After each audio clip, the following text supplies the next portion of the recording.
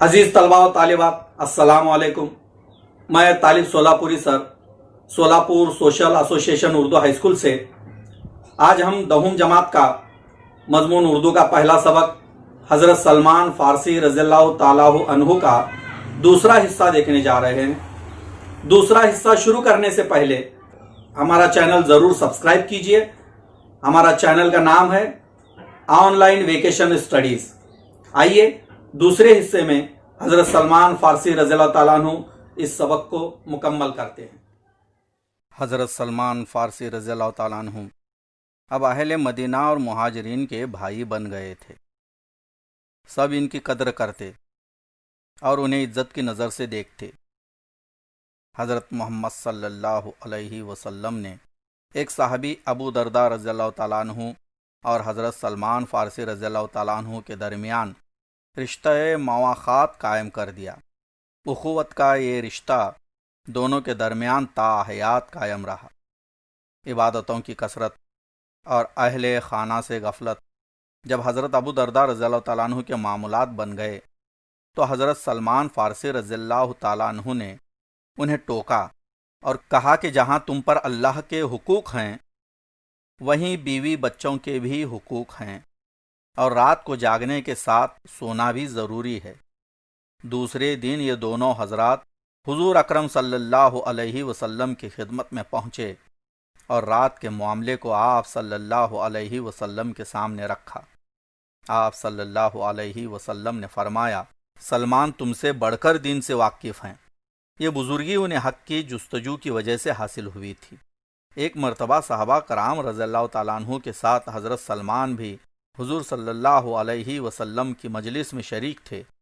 आप सल्लल्लाहु अलैहि वसल्लम ने हज़रत सलमान रज़ियल्लाहु ताला अन्हु के सर पर हाथ रख कर फरमाया, अगर दीन सुरैया पर भी होगा तो फारस का एक आदमी इसको पालेगा। आप सल्लल्लाहु अलैहि वसल्लम सहाबा कराम रज़ियल्लाहु ताला अन्हु से फरमाते, जिसने सलमान को राज़ी किया उसने खुदा को राज़ी किया।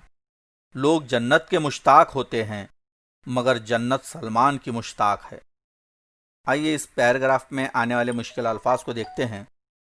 इस पैराग्राफ में आने वाले मुश्किल अल्फाज हैं मुहाजिर मानी हिजरत करने वाले, अपना वतन छोड़कर दूसरे वतन में जा बसने वाले, रिश्ता मवाख़ात भाई उख़ुवत का रिश्ता या भाईचारे का रिश्ता, ताहयात ज़िंदगी भर, अहले खाना घर वाले, वाकिफ़ जानना, जुस्तजू लगन या चाह, सुरैया 7 सितारों का झुरमट, मुश्ताक शौक रखने वाला।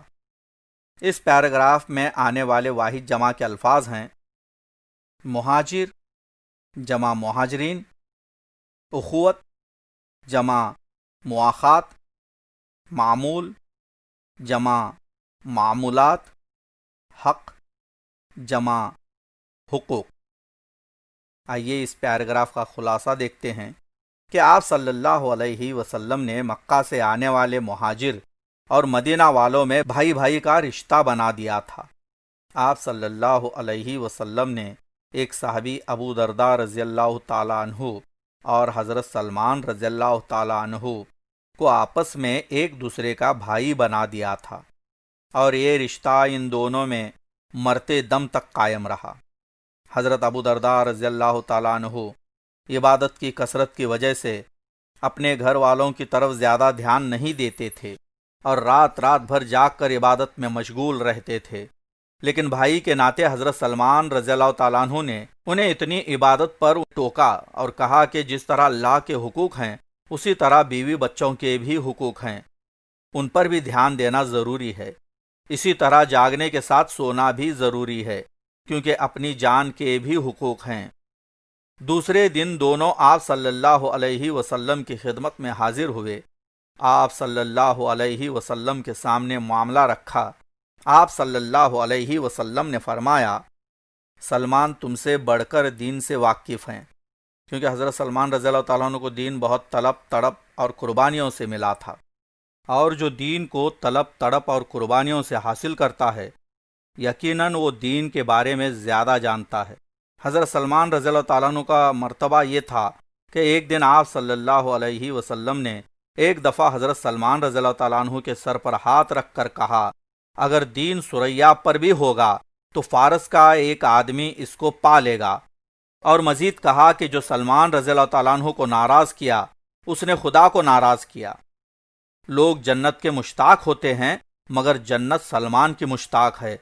اس سے ظاہر ہوتا ہے کہ حضرت سلمان رضی اللہ تعالیٰ عنہ کا مقام و مرتبہ کیا ہے۔ آئیے اگلا پیراگراف دیکھتے ہیں۔ حضرت سلمان رضی اللہ تعالیٰ عنہ جب تک یہودی کے غلام رہے وہ اسلامی جنگوں میں شریک نہ ہو سکے۔ رسول اکرم صلی اللہ علیہ وسلم نے 300 کھجور کے درختوں اور 40 اقیہ سونا معاوضہ دے کر حضرت سلمان رضی اللہ تعالیٰ عنہ کو آزاد کرا لیا۔ اب وہ جنگوں میں اپنی صلاحیتوں کا آزادانہ استعمال کرنے لگے۔ مشرکین مکہ اور یہودیوں نے مل کر جب مدینے پر حملے کی تیاریاں شروع کیں، اس وقت مدینے کو دشمنوں سے محفوظ رکھنے کے لیے حضرت سلمان فارسی رضی اللہ تعالیٰ عنہ نے شہر کے گرد خندق کھودنے کا مشورہ دیا، جسے آپ صلی اللہ علیہ وسلم نے پسند فرمایا۔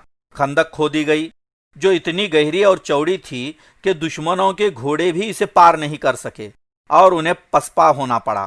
خندق کی کھدائی کی وجہ سے اس غزوے کو غزوہ خندق کہا جاتا ہے۔ اس جنگ کے بعد حضرت سلمان رضی اللہ تعالیٰ عنہ مختلف جنگوں میں شریک ہوتے رہے۔ طائف کی جنگ میں ان کی ایما پر مسلمانوں کی جانب سے منجنک کا استعمال ہوا۔ حضرت ابوبکر رضی اللہ تعالیٰ عنہ اور حضرت عمر رضی اللہ تعالیٰ عنہ کی خلافت کے دور میں بھی حضرت سلمان فارسی رضی اللہ تعالیٰ عنہ نے بہت سی جنگی کارنامے انجام دیے۔ حضرت عمر رضی اللہ تعالیٰ عنہ کے دور خلافت میں جب ایران پر لشکر کشی کی گئی تو اس وقت خود سلمان فارسی رضی اللہ تعالیٰ عنہ اسلامی لشکر کی رہنمائی فرما رہے تھے۔ آپ رضی اللہ تعالیٰ عنہ نے اولاً اپنے ہم وطن ایرانیوں کو مخاطب کیا اور انہیں سمجھایا، میں تمہیں میں سے ایک آدمی ہوں، تم دیکھتے ہو کہ عرب میری عزت کرتے ہیں، اگر تم اسلام لے آئے تو تمہارے لیے ویسے ہی حقوق ہوں گے جیسے ہمارے لیے ہیں، تم پر بھی وہی احکام واجب ہوں گے جو ہم پر ہیں۔ لیکن ایرانیوں نے ان کی باتیں ماننے سے انکار کر دیا تو جنگ لڑی گئی اور دشمن کو شکست کا سامنا کرنا پڑا۔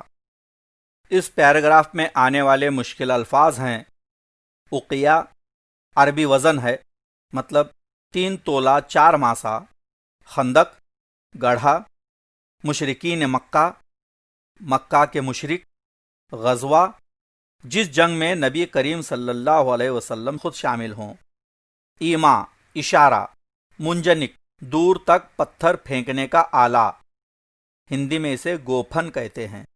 آج بھی کسان فصلوں کی حفاظت کے لیے چڑیوں کو بھگانے کے لیے اس کا استعمال کرتے ہیں۔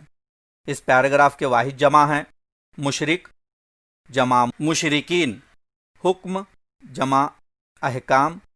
اس پیراگراف میں آنے والے محاورے ہیں لشکر کشی کرنا، مطلب فوج کے ساتھ حملہ کرنا، پسپا ہونا، بھاگ جانا، سامنا کرنا، مقابلہ کرنا۔ آئیے اس پیراگراف کا خلاصہ دیکھتے ہیں۔ حضرت سلمان رضی اللہ تعالیٰ عنہ کی بہت خواہش کے باوجود وہ ایک یہودی کے غلام ہونے کی وجہ سے اسلامی جنگوں میں شامل نہیں ہو سکتے تھے، لیکن حضرت سلمان رضی اللہ تعالیٰ عنہ کی تڑپ دیکھ کر آپ صلی اللہ علیہ وسلم نے اس یہودی کو 300 کھجور کے درخت اور 40 اقیہ سونا دے کر حضرت سلمان رضی اللہ تعالیٰ عنہ کو آزاد کرایا۔ اب وہ آزاد ہوئے تو جنگوں میں اپنی صلاحیتیں دکھانے لگے۔ مدینے پر دشمنوں نے حملے کی سازش کی تو حضرت سلمان فارسی رضی اللہ تعالیٰ عنہ نے مدینے کے اطراف ایک گہری، لمبی اور چوڑی خندق یعنی کھائی کھدوانے کا مشورہ دیا، جس سے دشمن کا گھوڑا بھی وہ کھائی پار کر کے مدینہ میں نہیں آ سکے گا۔ آپ صلی اللہ علیہ وسلم کو یہ مشورہ پسند آیا، اس بنا پر اسے غزوہ خندق کہتے ہیں۔ غزوہ خندق کہتے ہیں یعنی خندق والی جنگ۔ اسی طرح طائف کے جنگ میں بھی حضرت سلمان فارسی رضی اللہ تعالیٰ عنہ کے کہنے پر گوپھن یعنی منجنک بنا کر جنگ لڑی گئی۔ اس طرح حضرت سلمان رضی اللہ تعالیٰ عنہ حضرت ابو بکر صدیق رضی اللہ تعالیٰ عنہ، حضرت عمر رضی اللہ تعالیٰ عنہ کے دور خلافت میں بھی جنگی کارنامے انجام دیے۔ یہاں تک کہ حضرت عمر رضی اللہ تعالیٰ عنہ کے دور خلافت میں ایرانیوں نے حملہ کیا، اس وقت حضرت سلمان رضی اللہ تعالیٰ عنہ کی رہنمائی میں اسلامی لشکر تھا۔ حضرت سلمان رضی اللہ تعالیٰ عنہ نے ایرانیوں سے کہا کہ میں تم میں سے ہوں، اگر تم بھی اسلام میں داخل ہو جاؤ تو تم پر بھی وہی حقوق اور وہی احکام ہوں گے جو مجھ پر ہیں، پر وہ نہیں مانے۔ جنگ ہوئی اور وہ شکست کھا کر بھاگ گئے۔ آئیے اس سبق کا آخری پیراگراف دیکھتے ہیں۔ حضرت عمر فاروق رضی اللہ تعالیٰ عنہ کا یہ وہ دور تھا جس میں غلاموں کو ملکوں کا حکمراں اور صفا کے غربا کو اسلامی ممالک کا ناظم اعلیٰ بنایا جا رہا تھا۔ ایسی خوشحالی کے زمانے میں بھی مدائن کے ناظم اعلیٰ حضرت سلمان فارسی رضی اللہ تعالیٰ عنہ کھجور کے باغ میں پیڑوں کے سائے تلے ٹوکریاں اور چٹائیاں بنتے رہے۔ عشق رسول کی تڑپ میں وہ بے چین رہتے۔ انہیں لگن لگی تھی تو جنت میں حضرت محمد صلی اللہ علیہ وسلم سے ملاقات کی، آپ صلی اللہ علیہ وسلم کے مصاحبت کی اور آپ صلی اللہ علیہ وسلم کے دیدار کی۔ اسی فکر میں غلطاں وہ زندگی کے ایام گزار رہے تھے۔ حکومت کی جانب سے ملنے والا عطیہ وہ خیرات کر دیتے یا لینے سے انکار کر دیتے۔ ان کی روزانہ کی آمدنی 3 درہم تھی۔ 1 درہم میں وہ ٹوکریاں بنانے کے لیے کھجور کے پتے خریدتے، 1 درہم گھر میں خرچ کرتے اور 1 درہم خیرات کر دیتے۔ یہی ان کے معمولات میں شامل تھا۔ اسی حالت میں حضرت سلمان رضی اللہ تعالیٰ عنہ کا دنیا سے رخصت ہونے کا وقت آ گیا۔ وہ سخت علیل تھے۔ جب حضرت سعد بن وقاص رضی اللہ تعالیٰ عنہ ان کی عیادت کے لیے تشریف لائے تو انہیں دیکھ کر سلمان فارسی رضی اللہ تعالیٰ عنہ رونے لگے۔ سعد رضی اللہ تعالیٰ عنہ نے رونے کی وجہ پوچھی تو فرمایا، حضور صلی اللہ علیہ وسلم نے ہم سے عہد لیا تھا کہ تمہارا ساز و سامان ایک مسافر کے سامان سفر سے زیادہ نہ ہو، مگر میرے پاس تو اتنا زیادہ سامان ہے، میں اپنے محبوب صلی اللہ علیہ وسلم کو کیا منہ دکھاؤں گا۔ حضرت سعد رضی اللہ تعالیٰ عنہ فرماتے ہیں کہ اس وقت حضرت سلمان رضی اللہ تعالیٰ عنہ کا کل اثاثہ 1 بڑا پیالہ اور 1 تسلا تھا۔ حضرت سلمان فارسی رضی اللہ تعالیٰ عنہ سن 33 ہجری میں دنیا سے رخصت ہوئے۔ انتقال کے وقت وہ 80 برس کے تھے۔ ان کا مزار مدائن یعنی عراق میں ہے۔ اس پیراگراف میں آنے والے مشکل الفاظ ہیں: صفا، دور نبوت میں مسجد نبوی سے لگا ہوا چبوترا جس پر غریب صحابہ رضی اللہ تعالیٰ عنہ قیام فرماتے اور تعلیم حاصل کرتے تھے۔ مدائن، عراق، ناظم اعلیٰ، حکومت کی جانب سے انتظام کرنے والا بڑا عہدہ، غلطاں، پریشان، علیل، بیمار، تسلا، تانبے یا پیتل کی پرات، اثاثہ، ملکیت۔ آئیے اس پیراگراف میں آنے والے واحد جمع دیکھتے ہیں۔ یوم کی جمع ایام، غریب کی جمع غربا۔ اس پیراگراف کا خلاصہ ہے: حضرت عمر رضی اللہ تعالیٰ عنہ کا دور خلافت پرامن اور انصاف پسند تھا، اور حضرت عمر رضی اللہ تعالیٰ عنہ کے دور خلافت میں غریب اور غلاموں کو ان کے اخلاقی بلندی کے اعتبار سے اسلامی ممالک کا ناظم اعلیٰ بنایا جا رہا تھا۔ اس خوشحالی کے دور میں بھی حضرت سلمان فارسی رضی اللہ تعالیٰ عنہ کھجور کے باغ کے سائے میں بیٹھ کر ٹوکریاں اور چٹائیاں بنا کر گزارا کرتے تھے۔ ان کی ایک ہی تڑپ تھی کہ جنت میں آپ صلی اللہ علیہ وسلم سے ملاقات ہو، آپ صلی اللہ علیہ وسلم کی صحبت حاصل ہو اور دیدار نصیب ہو۔ روزانہ کی آمدنی 3 درہم تھی، جس میں سے 1 درہم کے ٹوکریوں کے لیے کھجور کے پتے خریدتے، 1 درہم سے گھر کا خرچ چلاتے اور 1 درہم خیرات کرتے۔ جب وہ بیمار ہو کر اس دنیا سے رخصت ہونے کا وقت آیا تو یہ کہہ کر بہت روتے کہ حضور صلی اللہ علیہ وسلم نے ہم سے عہد لیا تھا کہ تمہارا ساز و سامان ایک مسافر کے سامان سفر سے زیادہ نہ ہو، मगर मेरे पास तो इतना ज्यादा सामान है, मैं अपने महबूब को क्या मुंह दिखाऊंगा, जबकि उनके पास सिर्फ एक बड़ा प्याला और एक तिसला यानी तांबे या पीतल की एक परात थी। ये थी हमारे सहाबा के आखिरत की फिक्र। आखिरकार 80 साल की उम्र में हजरत सलमान फारसी रज़ियल्लाहु ताला अन्हु 33 हिजरी में इस दुनिया से रुखसत हो गए। उनकी मज़ार इराक में है। यहाँ पर हमारा उर्दू का पहला सबक ख़त्म होता है। आइए इस सबक के मशकी सवालात पर एक नज़र डालते हैं, जिसके जवाबात आप अपने बयाज़ों में तहरीर कर लें। सबसे पहले रवां खाका देखते हैं। हज़रत सलमान फ़ारसी रज़ियल्लाहु ताला अन्हु, जाए पैदाइश, घराना, इलाका, नाज़िम आला। अगला सवाल, हज़रत सलमान फ़ारसी रज़ियल्लाहु ताला अन्हु के साथ रिश्ते मवाख़ात में बंधने वाले सहाबी का नाम तहरीर कीजिए।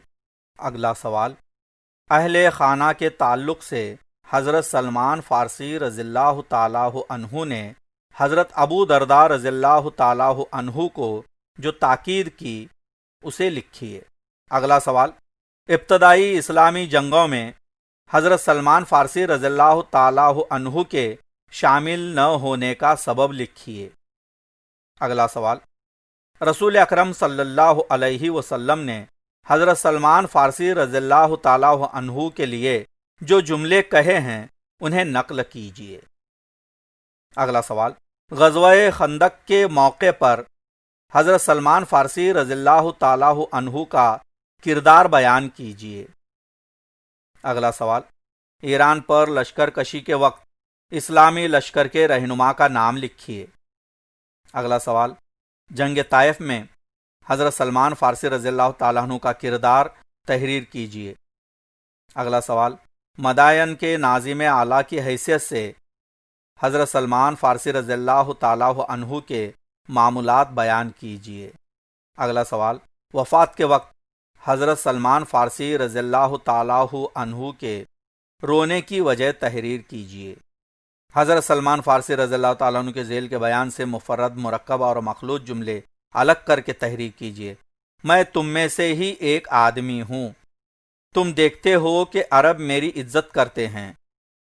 अगर तुम इस्लाम ले आए तो तुम्हारे लिए वही हुकूक होंगे जैसे हमारे लिए हैं। तुम पर भी वही अहकाम वाजिब होंगे जो हम पर हैं। ज़ेल के अल्फाज के लिए सबक से एक लफ्ज़ तलाश करके लिखिए। आग को पूजने वाले, किले की हिफाजत के लिए खोदा जाने वाला गड्ढा, तांबे या पीतल का तश्त, जंग जिसमें आप सल्लल्लाहु अलैहि वसल्लम ने शिरकत की। आखिरी पैराग्राफ का खुलासा लिखिए। यहाँ सबक का इख्तिताम होता है। फिर मिलते हैं नए सबक के साथ। खुदा हाफिज।